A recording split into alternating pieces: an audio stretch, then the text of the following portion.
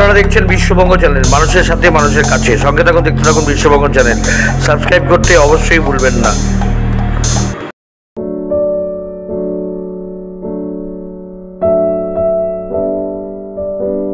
আজ গঙ্গাটি বিধানসভা children's park থেকে নিয়ে আনন্দবাজার হয়ে বিজয়নগর স্কুল পর্যন্ত জনসংযোগ কর্মসূচি পালন করেন ভারতীয় জনতা পার্টির প্রার্থী অর্জুন সিং।